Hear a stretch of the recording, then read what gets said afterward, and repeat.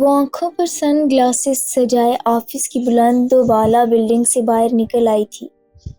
اس کی نظروں کے سامنے شام کا سورج دن بھر کی تھکاوٹیں سمیٹتا آہستہ آہستہ افق کی گود میں ڈوبتا جا رہا تھا۔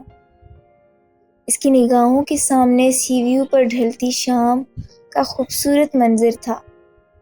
کوئی اور وقت ہوتا تو شاید وہ وہیں رک کر اس حسین منظر کو دیکھتی رہتی اور کیمرے کی آنکھ میں اس دلکش منظر کو قید کر ڈالتی، لیکن یہ سب اس وقت کی بات تھی جب وہ زندگی انجوائے کرتی تھی۔ آج کل تو وہ زندگی کو صرف جھیل ہی رہی تھی۔ زندگی عجیب بے ترتیب سی ہو رہی تھی۔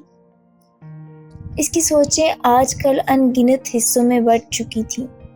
یوں تو وہ خود کو سارا دن دفتر میں مصروف رکھتی، لیکن ذہن کے خیالات لمحہ بھر کے لیے بھی اس سے دور نہ ہوتے۔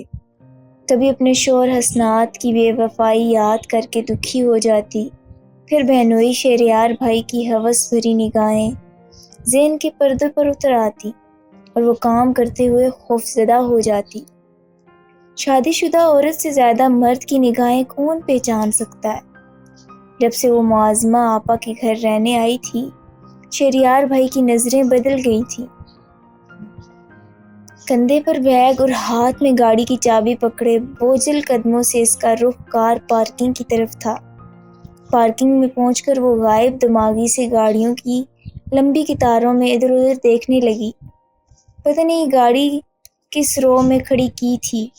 خود سے الجھتی وہ گاڑی ڈھونڈ رہی تھی۔ اتنے میں روڈ پہ پڑی اس کی اپنی گاڑی پر نظر پڑی۔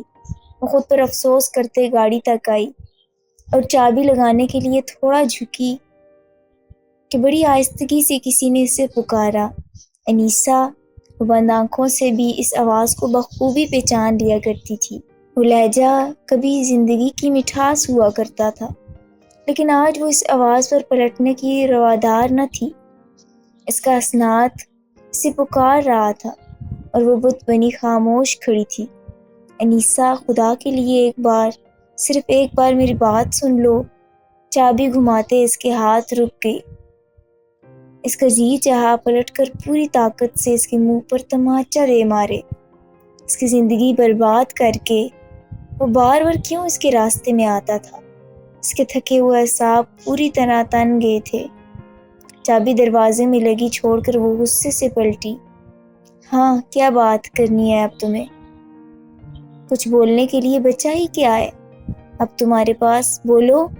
مجھے حیرت ہوتی ہے تم کیسے منہ اٹھا کر میرے سامنے چلے آتے ہو؟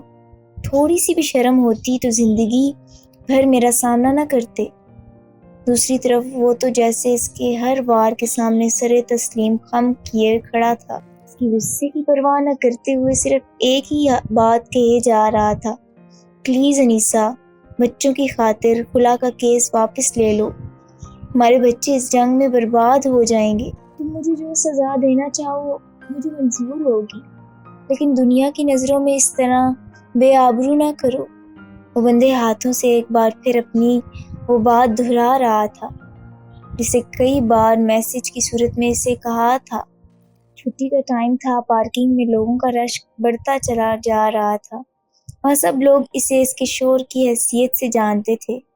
وہ خود بھی تماشا نہیں بننا چاہتی تھی۔ اسے پیچھے ہٹاتی گاڑی کا دروازہ کھولنے لگ گئی۔ یہاں بات کر کے اسے مزید رسوا نہیں ہونا تھا۔ آفس میں پہلے ہی اس کے حوالے سے کئی طرح کی باتیں ہو رہی تھی۔